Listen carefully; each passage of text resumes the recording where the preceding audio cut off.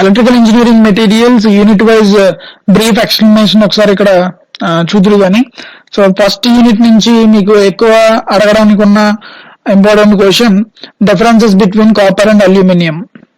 So ఈ question ఎక్కువ అడగడానికి అవకాశం ఉంటుంది. ఐదర్ ఇదే క్వశ్చన్ ని ఇంకొక ఫామ్ లో కూడా అడగొచ్చు, explain the properties of copper or explain the properties of aluminium. So ఇట్లా విడివిడిగా అడిగితే కనుక థియరీ క్వశ్చన్ లో రాయాల్సి ఉంటుంది. ఇక్కడ క్వశ్చన్ లో differences between copper and aluminium అని అడిగాడు కాబట్టి సో దానికి టాబ్లర్ ఫామ్ లో ఆన్సర్ రాయాల్సి ఉంటుంది. దీని యొక్క కంపారిజన్ దాని యొక్క కంపారిజన్ మనం ఇలా టాబ్లర్ ఫామ్ లో రాసుకోవాల్సి ఉంటుంది. సో ఇక్కడ కాపర్ అండ్ అల్యూమినియం అనేవి మనకి కండక్టింగ్ మెటీరియల్స్ కింద యూజ్ చేయడం జరుగుతుంది. సో వీటిని ప్రైమరీ మెటీరియల్స్ కింద తీసుకుంటాము. అంటే కరెంట్ క్యారింగ్ నేచర్ మనకి అప్లికేషన్ ఓరియంటెడ్ లో అవసరం ఉన్నప్పుడు ఎక్కడైతే మనం కరెంట్ కండక్టివిటీ కావాలో అలాంటి చోట్ల ప్రైమరీ మెటీరియల్స్ కింద కాపర్ అల్యూమినియం వీటిని ఎక్కువ యూజ్ చేయడం జరుగుతుంది. అండ్ ఇవి కాకుండా గోల్డ్ గానీ బ్రాంజ్ గానీ ఇట్లా మిగతా మెటీరియల్స్ ఏవైతే ఉన్నాయో వాటిని కూడా సిల్వర్ గానీ వీటిని కూడా తీసుకోవడం జరుగుతుంది. కానీ అవి కాస్ట్ పాయింట్ ఆఫ్ వ్యూలో ఎక్కువ కాస్ట్ కాబట్టి will go for copper or aluminium. So ఇక్కడ ఈ రెండింటి యొక్క ప్రాపర్టీస్ చూసేటప్పుడు ఫస్ట్ పాయింట్ ఇక్కడ ఏం ఎక్స్ప్లెయిన్ చేస్తుందంటే it is reddish in colour and it is silver in colour. So copper అనేది కలర్ మనకి రెడిష్ కలర్ లో ఉంటుంది and aluminium silverish in colour combination లో ఉంటుంది. సో ఇట్లా ఫస్ట్ పాయింట్ ని colour point of view explain చేశాడు. And second point its conductivity is approximately 100%.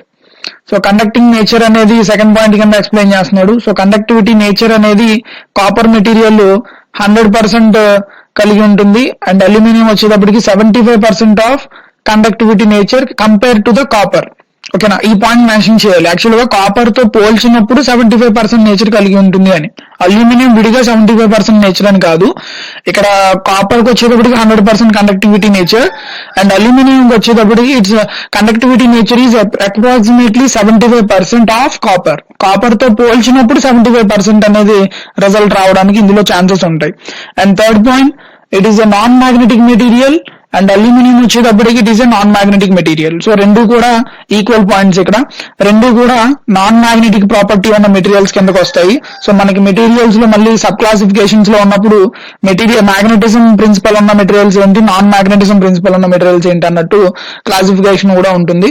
So ఆ పాయింట్ ప్రకారం చూసినప్పుడు ఈ రెండు మెటీరియల్స్ కూడా నాన్ మ్యాగ్నెటిక్ మెటీరియల్ అన్న కాన్సెప్ట్ లోకి వస్తాయి. And fourth point it is costly and it is cheaper than copper. So copper వచ్చేటప్పటికి కాస్ట్లీగా ఉంటుంది కొంచెం కాస్ట్ పాయింట్ ఆఫ్ వ్యూలో అండ్ అల్యూమినియం వచ్చేటప్పటికి కాపర్ తో పోల్చినప్పుడు అల్యూమినియం కాస్ట్ తక్కువ అని చెప్పి రాస్తాం. And next point it is heavier in weight as compare to aluminium. So copper అనేది దాని యొక్క ఇంటర్నల్ వెయిట్ అనేది క్రాస్ సెక్షనల్ వెయిట్ అనేది ఎక్కువ ఉంటుంది compare to the aluminium. So it is heavier in weight as compare to the aluminium and it is lighter in weight as compare to the copper. Aluminium point లో copper తో పోల్చినప్పుడు aluminium అనేది less weight లో ఉంటుంది and aluminium తో పోల్చినప్పుడు copper అనేది hire wait లో ఉంటుంది. So heavier in weight and lesser in weight. And next point it has లో contact resistance and it has high contact resistance. So copper వచ్చేటప్పటికి లో కాంటాక్ట్ రెసిస్టెన్స్ కలిగి ఉంటుంది. సో లో కాంటాక్ట్ రెసిస్టెన్స్ ఉండడం వల్ల త్వరగా మనం దాన్ని వెల్డింగ్ చేయడానికి కానీ ఆర్ రిమైనింగ్ అప్లికేషన్స్ లో సోల్డరింగ్ చేయడానికి కానీ ఎలక్ట్రానిక్ ఆర్ ఎలక్ట్రికల్ అప్లికేషన్స్ లో ఈ లో కాంటాక్ట్ రెసిస్టెన్స్ ఉండడం వల్ల త్వరగా అక్కడ కరెంట్ క్యారింగ్ కెపాసిటీ కానీ ఫీల్డ్ క్రియేషన్ కానీ ఇవన్నీ కూడా ఎక్కువ ఈజీగా జరగడానికి అవకాశం ఉంటుంది. సో కాపర్ ఈజ్ హ్యావింగ్ లో contact resistance and silver is aluminium is having high contact resistance. So high contact resistance వల్ల ఏంటంటే దీన్ని త్వరగా మెల్ట్ అయిపోయే నేచర్ ఉంటుంది. అంటే ఫర్ ఎగ్జాంపుల్ అల్యూమినియం కున్న ఈ హై కాంటాక్ట్ రెసిస్టెన్స్ వల్ల మనం సోల్డరింగ్ కానీ వెల్డింగ్ కానీ ఆర్ రిమైనింగ్ అప్లికేషన్స్ లో ఇలా హీటింగ్ రిలేటెడ్ గా మనం అప్లై చేస్తున్నప్పుడు అల్యూమినియం అనేది మెల్ట్ అయిపోవడానికి అవకాశం ఉంటుంది. సో కాపర్ ఈజ్ హ్యావింగ్ లో contact resistance and aluminium is having high contact resistance. ఇది ఒక పాయింట్ ఎక్స్ప్లెయిన్ చేయాల్సి ఉంటుంది. And next point soldering and welding is easy. So ఈ లో కాంటాక్ట్ రెసిస్టెన్స్ పాయింట్ కి ప్యారలల్ గా ఈ పాయింట్ రాసుకుంటాం ఇక్కడ దాని నెక్స్ట్ పాయింట్ కింద. సోల్డరింగ్ అండ్ వెల్డింగ్ అనేది ఈ లో కాంటాక్ట్ రెసిస్టెన్స్ వల్ల మనం ఈజీగా సోల్డరింగ్ కానీ వెల్డింగ్ కానీ చేసుకోవడానికి అవకాశం ఉంటుంది కాపర్ మెటీరియల్ ని.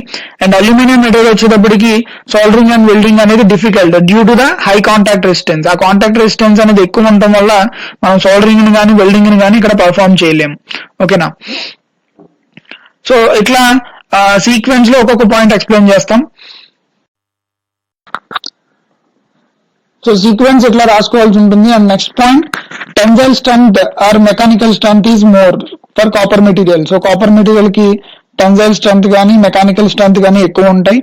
అండ్ అల్యూమినియం మెటీరియల్ వచ్చేటప్పటికి tensile strength and mechanical strength is lesser. So ఇక్కడ డిఫరెన్సెస్ రాసేటప్పుడు ఒక పాయింట్ కనుక ప్రాపర్ గా గుర్తుంటే దాని ఆపోజిట్ పాయింట్ అనేది రివర్స్ లో రాసుకోవడం జరుగుతుంది. మోర్ ఉంటే లెస్సర్ అని, లెస్ ఉంటే మోర్ అని, ఆర్ రెండు నియర్ ఈక్వల్ గా ఉండడం కానీ ఇట్లాంటి పాయింట్స్ జరుగుతాయి.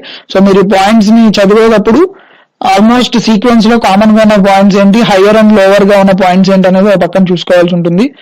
అండ్ సో ఇక్కడ వీటి యొక్క స్ట్రెంగ్త్, కాపర్ యొక్క మెటీరియల్ యొక్క టెన్సైల్ స్ట్రెంత్ కానీ మెకానికల్ స్ట్రెంత్ కానీ జనరల్ గా ఎక్కువ ఉంటుంది. అల్యూమినియం కి వీటి యొక్క స్ట్రెంత్ పాయింట్స్ తక్కువ. సో అందుకే మనం మోస్ట్ ఆఫ్ ది అప్లికేషన్స్ లో కాపర్ ని వైండింగ్ పాయింట్ ఆఫ్ వ్యూలో కానీ మ్యాగ్నెటిక్ ఫ్లక్స్ క్రియేట్ అయ్యే దగ్గర కాపర్ ని ఎందుకు యూజ్ చేస్తామంటే దాని యొక్క 100% క్యారింగ్ క్యాపబిలిటీ, 100% అలౌబుల్ నేచర్ ఉంది కాబట్టి ఆటోమేటిక్ దాని యొక్క స్ట్రెంత్ అనేది ఎక్కువ, అంటే అక్కడ ఫీల్డ్ స్ట్రెంత్ కానీ అక్కడ అది సపోర్ట్ చేసే మెకానికల్ స్ట్రెంత్ కానీ ఎక్కువ ఉంటుంది కాపర్ మెటీరియల్. అల్యూమినియం వచ్చేటప్పటికి తక్కువ ఉంటుంది. And next point, the cross sectional area required to carry the same current is low. So the cross sectional area అనేది తక్కువ తీసుకుంటుంది, అంటే ఎంతైతే కరెంట్ వస్తుందో ఆ క్యారీ చేసే కరెంట్ అనేది తక్కువ క్రాస్ సెక్షనల్ ఏరియాలో క్యారీ చేయడానికి అవకాశం ఉంటుంది. The cross sectional area required to carry the same current is low. ఇక్కడ వచ్చేటప్పటికి అల్యూమినియం లో the cross sectional area required to carry the same current is high. So ఇక్కడ ఒక దాంట్లోనేమో క్రాస్ సెక్షనల్ ఏరియా అనేది తక్కువ దాంట్లోనే సేమ్ కరెంట్ ని travel చేయడానికి ఆర్ అలౌ చేయడానికి అవకాశం ఉంటుంది. ఇక్కడ వచ్చేటప్పటికి హై క్రాస్ సెక్షనల్ ఏరియా అనేది అవసరం అవుతుంది అల్యూమినియంలో. And it offers high resistance to corrosion. So one of the point copper లో important point, it offers high resistance to corrosion. So corrosion nature కి ఇది అగైనెస్ట్ గా ఉంటుంది, offers high resistance to corrosion. And aluminium కూడా same property ప్రకారం it offers high resistance to corrosion. So and aluminium copper ని use చేస్తున్నాము అంటే కనుక కరోజన్ రావడానికి అవకాశం తక్కువగా ఉంటుంది. So both the materials offers high resistance to corrosion. And next important point కింద వాల్యూ పాయింట్స్ అనేవి రాసుకోవడం జరుగుతుంది ఇక్కడ. సో ఇక్కడ మేజర్ గా గుర్తుపెట్టుకోవాల్సింది ఏంటంటే మీకు ఆ వాల్యూ పాయింట్ అనేది రేటింగ్ ఎగ్జాక్ట్ గా ఐడియా ఉంటే మాత్రమే రాయాల్సి ఉంటుంది. ఒకవేళ తప్పు రేటింగ్ కనుక మీకు స్ట్రైక్ అవుతుంటే కనుక దాన్ని రాయొద్దు. ఓకేనా, తెలిసి తప్పు రాసే కన్నా ఆ పాయింట్ ని హైడ్ చేసేయడం better. So it's electrical resistivity is 1.724 into 10⁻⁸ ohm meter at 20 degrees Celsius. 20 degrees Celsius అనేది room temperature value. So general గా ఒక రూమ్ టెంపరేచర్ వాల్యూ దగ్గర కాపర్ మెటీరియల్ యొక్క electrical resistivity is 1.724 into 10⁻⁸ ohm meters. And aluminium electrical resistivity is 2.8 into 10⁻⁸ ohm meters. And copper melting point is 1084 degrees Celsius. So 1084 degrees Celsius అనేది copper యొక్క melting point కింద ఉంటుంది. And aluminium యొక్క melting point 655 degrees Celsius, nothing but 655 degrees Celsius. ఇక్కడ point అనేది 6 పైన ఉంది, 55 కిందకు వచ్చింది. సో టోటల్ మొత్తం ఇక్కడ పాయింట్ వచ్చేటప్పటికి 655 degrees Celsius. And it's boiling point is, next point చూడండి ఇక్కడ, it's boiling point is 2595 degrees Celsius copper కి. అండ్ అల్యూమినియం బాయిలింగ్ పాయింట్ వచ్చేటప్పటికి 2470 degrees Celsius. So copper boiling point 2595 degrees Celsius ఉంటుంది. And aluminium boiling point 2470 degrees Celsius. So ఇట్లా value points అనేవి రాసుకోవడం జరుగుతుంది. And it's temperature coefficient of resistance, copper temperature coefficient of resistance అనేది 0.0038 per degree Celsius. And aluminium temperature coefficient వచ్చేటప్పటికి 0.0035. So రెండు values కూడా దగ్గరగా ఉంటది, ఇది ఒక పాయింట్ మీరు గుర్తుపెట్టుకోవాలి.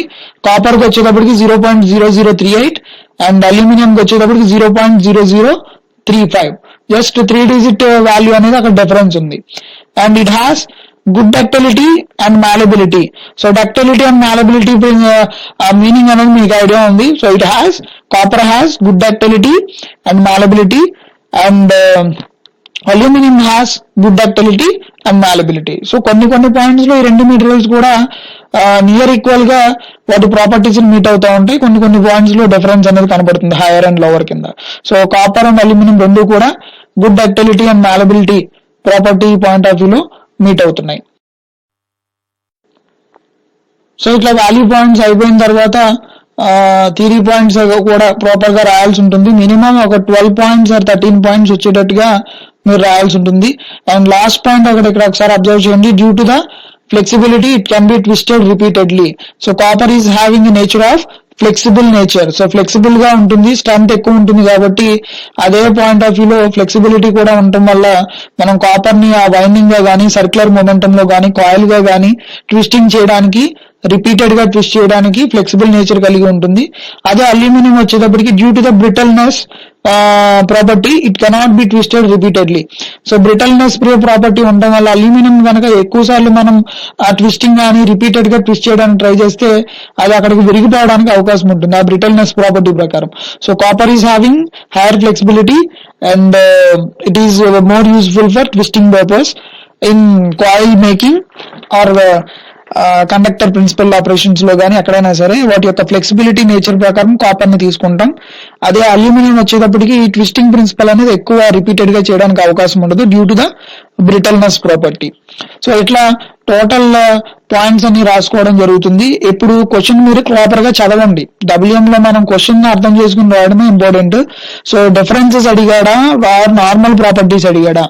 So explain the properties of copper అని ఉంటే కనుక ఓన్లీ కాపర్ సైడ్ ఉన్న పాయింట్స్ అన్నిటి కూడా ఒక్కొక్క పాయింట్ కింద రాస్తారు.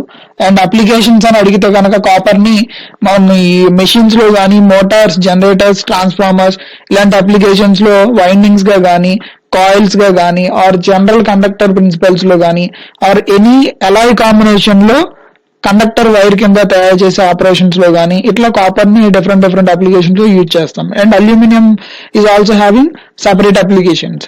సో ఈ అప్లికేషన్స్ కూడా మనం ట్రాన్స్మిషన్ లో కానీ, డిస్ట్రిబ్యూషన్ లో కానీ, ఓకేనా, ఆర్ వైర్ మేకింగ్స్ లో కానీ, or at the same time మనం కాపర్ ని కాకుండా కాస్ట్ ఎక్కువ లేకుండా తక్కువ చేసుకోవాలి అనుకుంటే లోవర్ వైండింగ్ మ్యానుఫ్యాక్చరింగ్ లెవెల్స్ లో కానీ, ఆర్ ACSR ఆల్రెడీ మీరు ACSR ప్రాపర్టీస్ నెక్స్ట్ ఒక ఇంపార్టెంట్ క్వశ్చన్ కింద వస్తుంది. సో ఆ ACSR లో కూడా అల్యూమినియం రేషియో అనేది ఎక్కువ ఉంటుంది. సో ఇలాంటి type of applications or requirements లో అల్యూమినియం యూజ్ చేస్తాం. సో ఇట్లా అప్లికేషన్స్ రాయాల్సి ఉంటుంది. అంటే సేమ్ క్వశ్చన్ ని ఇట్లా 2-3 వేస్ లో అడగడానికి అవకాశం ఉంది. Explain the properties of copper or explain the properties of aluminium or differences between copper and aluminium. So ఇట్లా ఈ క్వశ్చన్ అడగడానికి అవకాశం ఉంది. సో ఈ క్వశ్చన్ ని కంపల్సరీ ప్రాక్టీస్ చేయండి. ఫస్ట్ యూనిట్ నుంచి ఎక్కువ రావడానికి అవకాశం ఉన్న క్వశ్చన్, కంపల్సరీ పేపర్ లో ఉండడానికి అవకాశం ఉన్న 99% ఈ క్వశ్చన్ రావడానికి అవకాశం ఉంటుంది. సో ఇది ఎక్కువ ప్రాక్టీస్ చేయండి. అండ్ షార్ట్ ఆన్సర్స్ లో ఇంకొక క్వశ్చన్ అడగడానికి అవకాశం ఉంటుంది. Define conducting material or insulator or semiconductor. So ఈ డెఫినేషన్స్ మీకు బాగా ఐడియా ఉంది. సో దీన్ని అంత ఎక్కువ ఎక్స్ప్లెయిన్ చేయను. సో కండక్టింగ్ మెటీరియల్ అంటే ఏంటి అనేది తెలుసు. So conducting materials are good conductors of electricity and heat. So gold, silver, copper, aluminium etcetera are the examples of conducting materials. So those are completely allowable nature. అంటే ఏ అయితే materials complete గా current carrying capacity కలిగి ఉండి and ఆ materials గుండా current ని travel చేయడానికి ఆర్ ఫ్లో చేయడానికి అలౌబుల్ అవుతుందో అలాంటి మెటీరియల్స్ ని కండక్టింగ్ మెటీరియల్స్ అంటారు. సో ఇవి 100% అలౌబుల్ నేచర్ కలిగి ఉంటాయి. సో వాటికి examples gold, silver, copper, aluminium etcetera. So వీటిలో మనం ఆల్రెడీ ఇందాక క్వశ్చన్ కింద కాపర్, అల్యూమినియం యొక్క ప్రాపర్టీస్ చూసాం. అండ్ సెమీ కండక్టర్ ఇంకొక థర్డ్ డెఫినేషన్ చూడండి. సెమీ కండక్టర్ మెటీరియల్ కూడా అడగడానికి అవకాశం ఉంటుంది. ఐదర్ ఇది సెకండ్ యూనిట్ నుంచి కూడా అడగొచ్చు ఆర్ ఫస్ట్ యూనిట్ నుంచి కూడా అడగొచ్చు. So semi conductor material definition అడిగితే కనుక material which supports 50% of conducting nature and 50% of insulating nature. So half of the properties కనుక కలిగి ఉంటే అలాంటి మెటీరియల్స్ ని సెమీ కండక్టర్ మెటీరియల్ అంటాం. ఈ semiconductor material has an electrical conductivity value falling between the conductor such as copper, gold, etc. and an insulator property such as glass or rubber, plastic, etc. So in between conductivity nature and insulating nature రెండిటి మధ్య గనక దాని యొక్క ratio ఉంటే గనక అలాంటి materials ని semi conductor materials అంటాం. ఇవి ఎక్కువ ఎలక్ట్రానిక్ అప్లికేషన్స్ లో యూజ్ చేస్తాం. ఐసీ మ్యానుఫ్యాక్చరింగ్స్ లో కానీ ఆర్ సర్క్యూట్ బోర్డ్ డిజైనింగ్స్ లో కానీ ఇలాంటి ఎలక్ట్రానిక్ అప్లికేషన్స్ లో సెమీ కండక్టర్ మెటీరియల్స్ యూజ్ చేస్తాం. సో సెమీ కండక్టర్ మెటీరియల్స్ కి examples silicon, germanium. And third definition కింద మిడిల్ లో ఉన్న డెఫినేషన్ చూడండి. Electrical insulator is a material whose internal electric charges do not flow freely. Very little electrical current will flow through it under the influence of an electric field. So general గా insulator material అనేది ఏంటంటే completely opposing nature of electric current. So ఇక్కడ ఏం చెప్తున్నారంటే it is a material whose internal electric charges do not flow freely. So 100% current ని resist చేయడం or limit చేయడం electrical insulator యొక్క మెయిన్ ప్రాపర్టీ. సో ఇన్సులేటర్స్ కింద మనం గ్లాస్ గానీ, ప్లాస్టిక్ గానీ, రబ్బర్ గానీ, సిరామిక్స్ గానీ ఇలాంటి టైప్ ఆఫ్ మెటీరియల్స్ ని, పోర్సిలిన్ మెటీరియల్స్ గానీ ఇలాంటి టైప్ ఆఫ్ మెటీరియల్స్ ని ఎగ్జాంపుల్స్ కింద తీసుకోవచ్చు. సో కండక్టింగ్ మెటీరియల్ అంటే 100% అలౌ చేయడం. So examples are copper, aluminium. And semiconductor material అంటే the property in between conductivity and insulating. Insulating లో 50% అండ్ కండక్టివిటీలో 50% నేచర్ కనుక కలిగి ఉంటే, ఇన్ బిట్వీన్ స్టేజ్ లో ఉంటే కనుక వాటిని సెమీ కండక్టర్ మెటీరియల్స్ అంటారు. Examples silicon, germanium. And insulator అనేటప్పటికి 100% ఎలక్ట్రికల్ కండక్టివిటీని అపోజ్ చేయడం. సో ఇలా ఈ 3 డెఫినేషన్స్ అడగడానికి అవకాశం ఉంటుంది. ఇదొకటి. And another important question, hardening and annealing. So hardening and annealing వచ్చేటప్పటికి ఇది కూడా షార్ట్ ఆన్సర్ గా కానీ ఎస్ఐ క్వశ్చన్ గా కానీ అడగడానికి అవకాశం ఉంటుంది. ఎస్ఐగా అడిగితే కొంచెం డేటా ఎక్కువ రాసి ఏదైనా డయాగ్రామ్ రిప్రజెంటేషన్ చూపించడానికి చూడండి. షార్ట్ ఆన్సర్ అయితే కనుక డైరెక్ట్ గా రాసేసేయచ్చు. So hardening and annealing main concept ఏంటంటే these both the process are comes under heat treatment process. So heat treatment process అన్న కాన్సెప్ట్ మీద హార్డనింగ్ అండ్ అనీలింగ్ ప్రిన్సిపల్ అనేది పనిచేయడం జరుగుతుంది.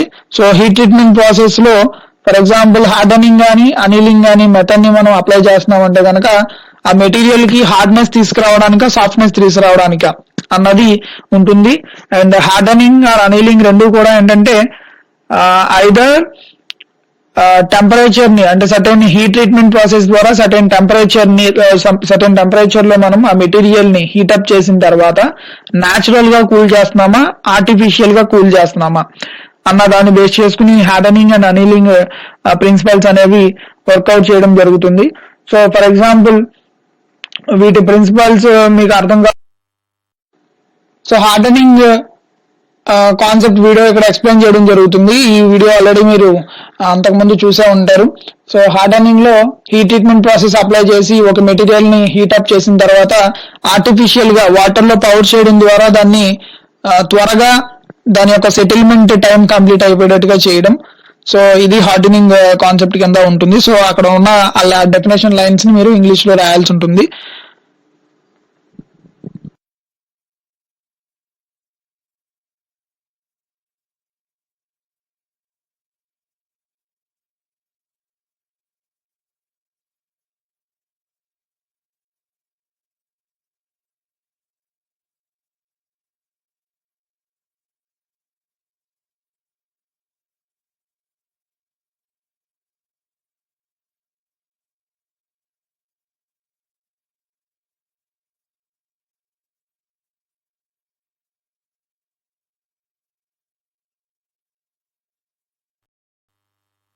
And next coming to annealing process. Annealing లో అదే material ని మనం నార్మల్ ఎన్విరాన్మెంట్ రూమ్ టెంపరేచర్ లో హీట్ ట్రీట్మెంట్ ప్రాసెస్ అప్లై చేసి అది దానంతట అది సెటిల్ అయ్యేటట్టుగా అంటే ఫ్రీ ఎయిర్ లో దానంతట అది స్లోగా సెటిల్ అయ్యేటట్టుగా దాన్ని కూల్ చేసే ప్రాసెస్ ని అనీలింగ్ అంటాము. సో ఈ రెండు కూడా హీట్ ట్రీట్మెంట్ ప్రాసెస్ లో మెథడ్స్. కానీ ఒకదాన్ని ఏమో ఫాస్ట్ గా కూలింగ్ అయ్యేటట్టుగా, ఆర్టిఫిషియల్ గా కూల్ అయ్యేటట్టుగా సెట్ చేయడం. అండ్ రెండోది అనీలింగ్ మెథడ్ లో స్లోగా న్యాచురల్ ఎయిర్ లో అది కూల్ అయ్యేటట్టుగా సెట్ చేయడం. సో ఈ ప్రాసెస్ కూడా ఒకసారి చూడండి.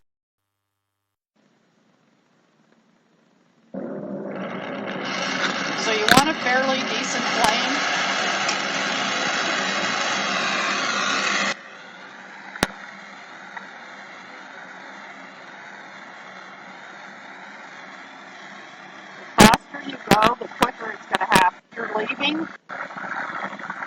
red. Its color's black, it's going to be red soon. Starting to turn red over here. See? See the red? That's how you anneal copper. It turns red. That's anneal right there.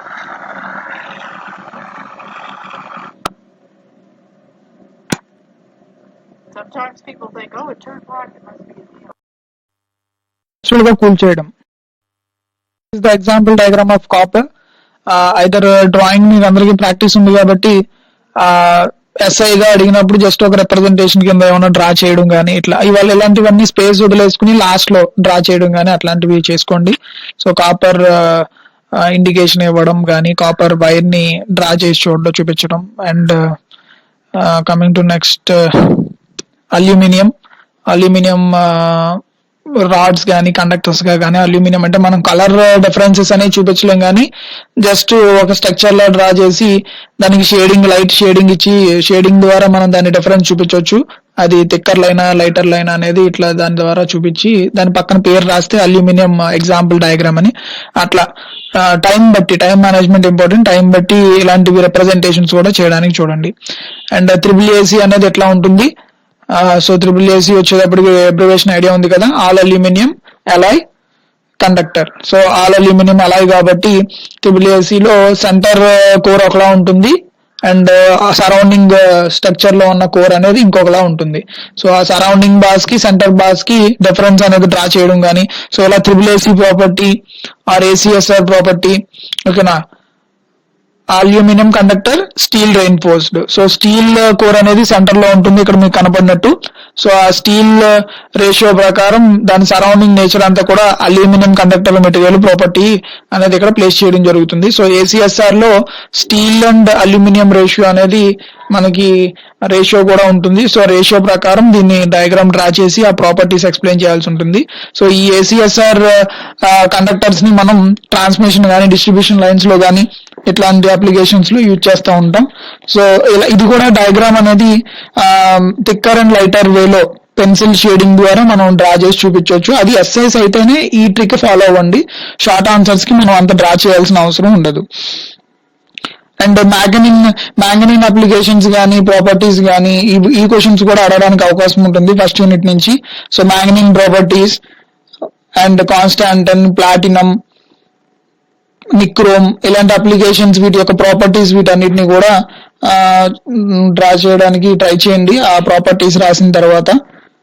And nichrome అనేది heating related applications లో use చేస్తాం కాబట్టి ఏదైనా ఒక iron box కానీ లేదు water heater కానీ ఇలాంటి డయాగ్రామ్ కూడా అంటే ఎస్ఐగా అడిగితే మాత్రం ఇలాంటి అప్లికేషన్స్ ని డ్రా చేసి కూడా చూపించవచ్చు. వీటి కోసం కొంచెం ప్లేస్ వదిలేసుకుని నెక్స్ట్ క్వశ్చన్ కి వెళ్ళిపోతా ఉండండి. లాస్ట్ పావు గంటలో ఏమన్నా మనకి అవకాశం ఉంటే కనుక అక్కడ ఈ డయాగ్రామ్ రఫ్ గా డ్రా చేసేసి చూపించడానికి అవకాశం ఉంటుంది.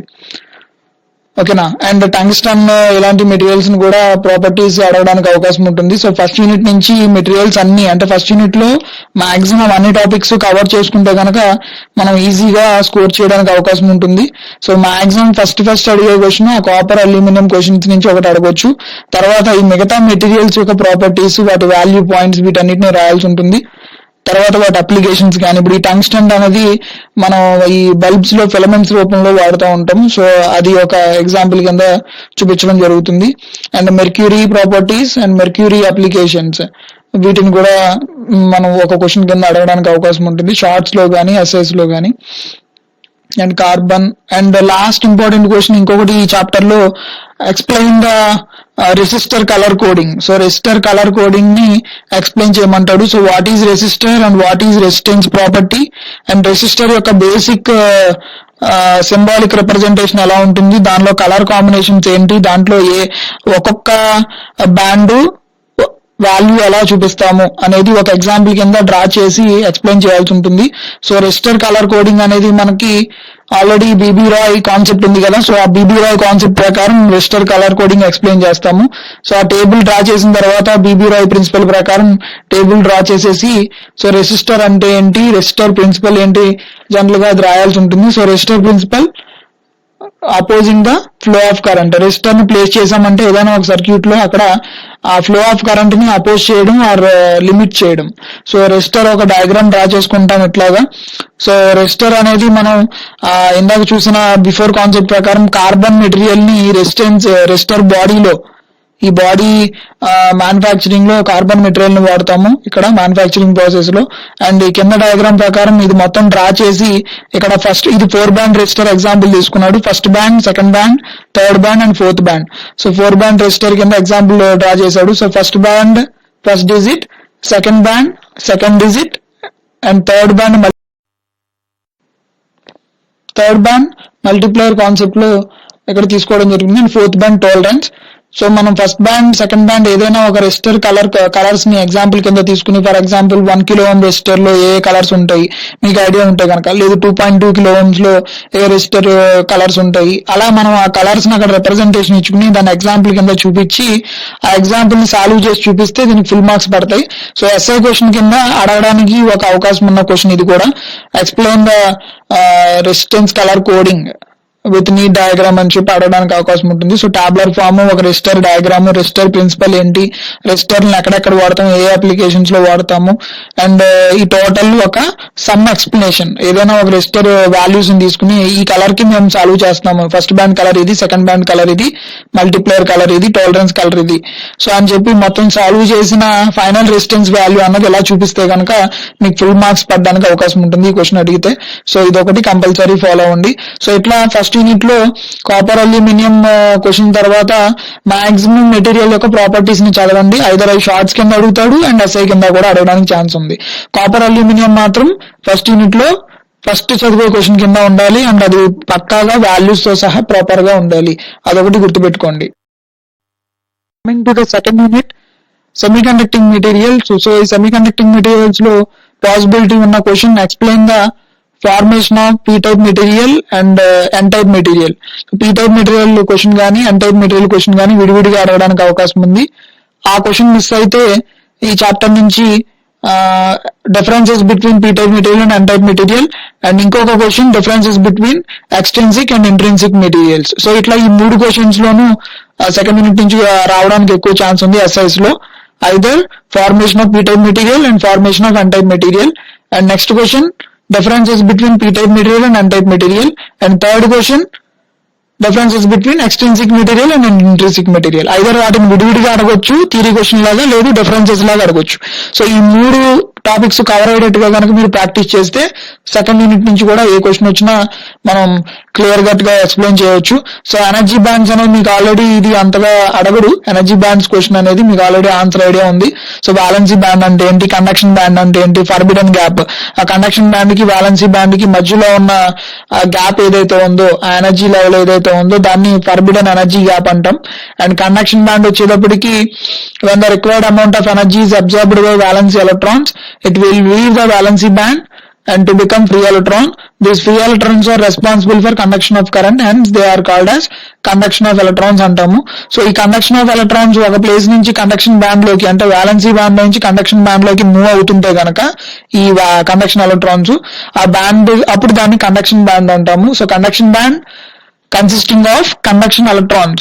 So valency band general గా ఏంటంటే the electrons in the outermost orbit are called as valency electrons.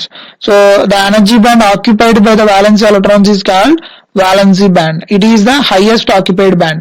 So outermost orbit లో ఉన్న ఎలక్ట్రాన్స్ ఏవైతే ఉన్నాయో వాటిని valency electrons అంటాము.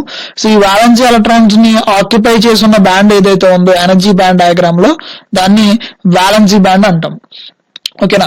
ఈ వాలెన్సీ బ్యాండ్ కి కండక్షన్ బ్యాండ్ కి ఇన్ బిట్వీన్ స్టేజ్ లో ఉన్న ఎనర్జీ గ్యాప్ ఏదైతే ఉందో దాన్ని ఫర్బిడన్ ఎనర్జీ గ్యాప్ అంటాం. ఓకేనా.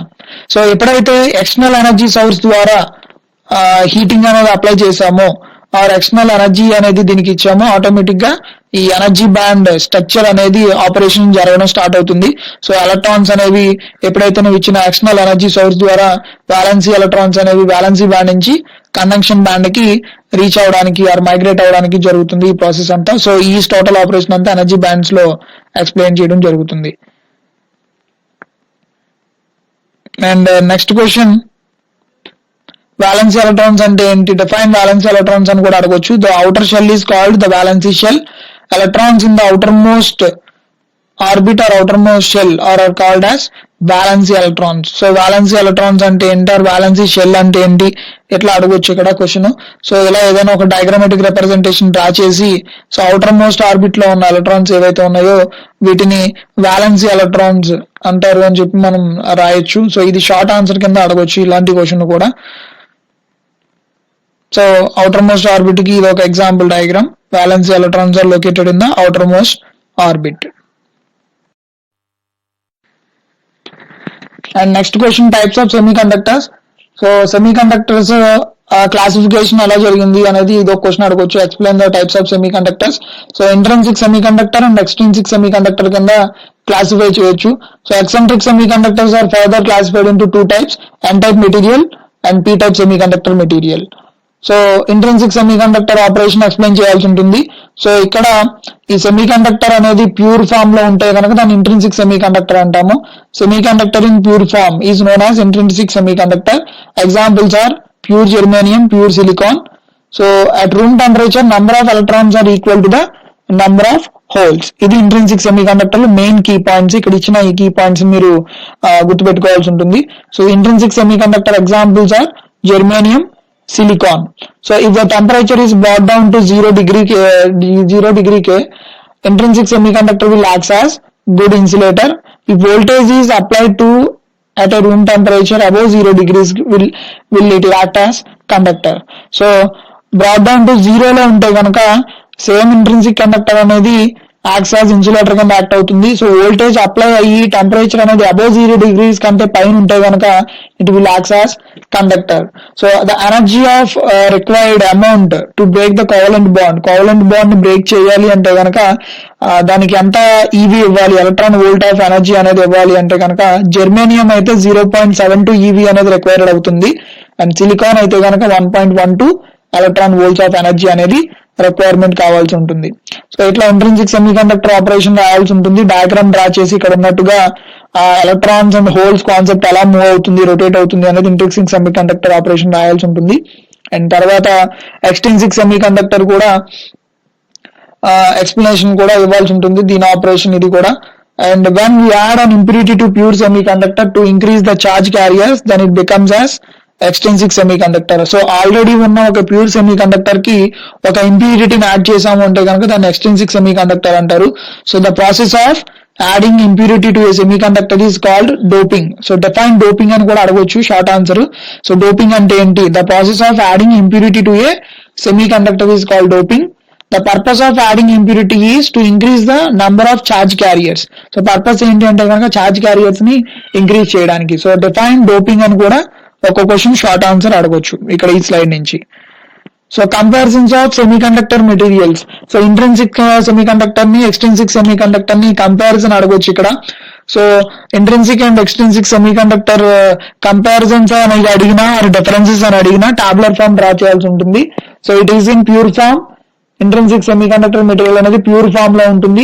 ఎక్స్ట్రిన్సిక్ వచ్చేటప్పటికి by adding a trivalent or pentavalent impurity to a pure semiconductor. Already ఉన్న ఒక ప్యూర్ సెమీ కండక్టర్ కి ఒక పెంటావలెంట్ కానీ ఒక ట్రైవాలెంట్, ట్రై అంటే 3, పెంటా అంటే 5.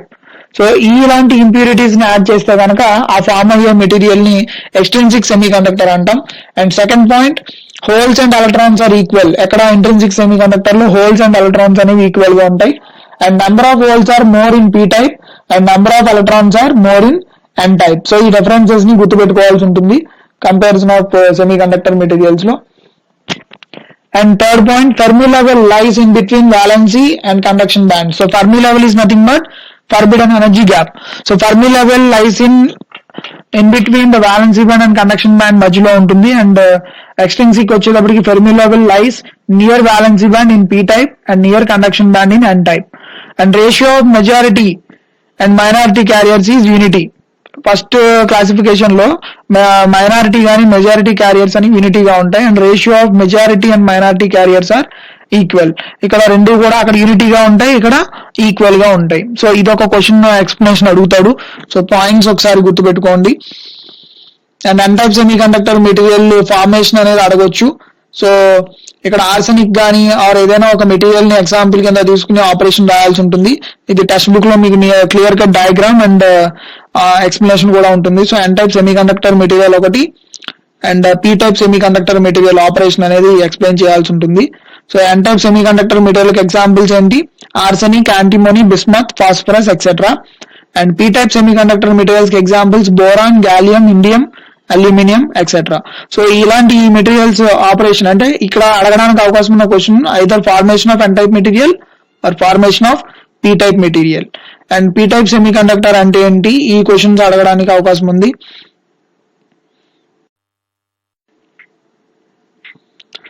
అండ్ నెక్స్ట్ ఇంకొక important question, comparison between N type and P type material semiconductor materials లో ఇదొక క్వశ్చన్ అడగడానికి అవకాశం ఉంది సెకండ్ యూనిట్ నుంచి. సో టోటల్ గా 3 ఎస్ఐ క్వశ్చన్స్ మాత్రమే కవర్ అవుతాయి, మిగతావన్నీ షార్ట్స్ 1 or 2 షార్ట్స్ అడగొచ్చు. టోటల్ లెస్సర్ వెయిట్ యూనిట్ అనేది ఎక్కువ ప్రిపేర్ అవ్వకుండా ఈ 3 ఎస్ఐస్ మీద ఫోకస్ చేయండి. ఒకటి differences between P type material and type material, and second the differences between extrinsic material and intrinsic material, and third question formation of P type material and formation of N type material. So ఈ 3 questions కనుక prepare అయితే ఒక essay question compulsory ఈ unit నుంచి మీరు attempt చేయొచ్చు. Either direct గా ఒక ఎస్ఐ అడుగుతారు, లేదు అంటే 2 షార్ట్లు గానీ ఒక షార్ట్ గానీ అడుగుతాడు. ఆ డోపింగ్ అన్న క్వశ్చన్ గానీ, డిఫైన్ సెమీ కండక్టర్ గానీ, ఆర్ వ్యాలెన్సీ బ్యాండ్ అంటే ఏంటి, ఆర్ కండక్షన్ బ్యాండ్ అంటే ఏంటి, ఇట్లాంటివి అడగవచ్చు. So comparison between N type material and P type material వచ్చేటప్పటికి ఎన్ టైప్ లో డిఫరెన్సెస్ కింద రాసుకునేటప్పుడు టాబ్లర్ ఫామ్ కింద రాస్తారు. ఇక్కడ కూడా pentavalent impurities are added N type material లో, అండ్ పీ టైప్ మెటీరియల్ లో ట్రైవలెంట్ ఇంప్యూరిటీస్ ఆర్ యాడెడ్. అంటే పెంటా మీన్స్ అక్కడ 5 type of impurities, 5 penta means 5, so 5 impurities are added. ఇక్కడ trivalent means 3 impurities are added. And N type లో majority carriers are electrons, and P type లో majority carriers are holes, and n type లో minority carriers are holes, and p type లో minority carriers are electrons, and Fermi level is near the conduction band, and p type లో Fermi level is near the valency band. So ఇలా ఈ differences అన్ని కూడా clear cut గా explain చేస్తూ రాయాల్సి ఉంటుంది. సో ఇది కూడా ఎస్ఐ కింద అడిగినప్పుడు పాయింట్స్ కొంచెం ఎలాబరేట్ చేసి రాయాలి. 4-5 పాయింట్లు రాసి ఎస్ఐ అనడానికి లేదు. అప్పుడు ఏం చేయాలంటే ఆ పీ టైప్ ఫార్మేషన్ లో ఉన్న కొన్ని పాయింట్స్, ఎనర్జీ బ్యాండ్ లో ఉన్న కొన్ని పాయింట్స్, ఇవన్నీ తీసుకొచ్చి ఇక్కడ పీ టైప్ కి ఎన్ టైప్ కి తగ్గట్టుగా, అండ్ కింద ఎగ్జాంపుల్స్, ఓకేనా, ఈ టైప్ ఆఫ్ అప్లికేషన్స్ ఎక్కడ వాడతారు వీటిని రాయాల్సి ఉంటుంది. ఈ మెటీరియల్స్ ని ఎక్కడెక్కడ యూజ్ చేస్తాం, అండ్ దీని యొక్క జంక్షన్ ఫార్మేషన్ లేయర్ కాన్సెప్ట్ ఎలా ఉంటుంది, వీటిని ఇక్కడ ఎక్స్ప్లెయిన్ చేయాల్సి ఉంటుంది. సో ఈ 3 క్వశ్చన్స్ మాత్రం సెకండ్ చాప్టర్ నుంచి కంపల్సరీ ప్రిపేర్ అవ్వండి. వీటిల్లో ఒక ఎస్ఐ కంపల్సరీ వస్తుంది, ఓకేనా. సో ఇలా ఫస్ట్ 2 చాప్టర్స్ మీద ఈ పార్ట్ 1 వీడియోలో మీకు ఎక్స్ప్లెనేషన్ అనేది ఇవ్వడం జరుగుతుంది. బ్రీఫ్ ఎక్స్ప్లెనేషన్స్ మాత్రమే ఇవి. సో ఓవరాల్ గా టెక్స్ట్ బుక్ చూసుకుంటూ జస్ట్ ఇది ఈ వీడియో వింటే కనుక ఏ క్వశ్చన్స్ మీరు ఎక్కువ ఫోకస్ చేయాలనేది మీకు ఒక క్లారిటీ వస్తుంది. సో టెక్స్ట్ బుక్ లో ఉన్న మాక్సిమం కంటెంట్ అంతా కూడా చదవడానికి ట్రై చేయండి, అండ్ నెక్స్ట్ పార్ట్ లో రిమైనింగ్ చాప్టర్స్ అనేవి ఎక్స్ప్లెయిన్ చేయడం జరుగుతుంది. Thank you.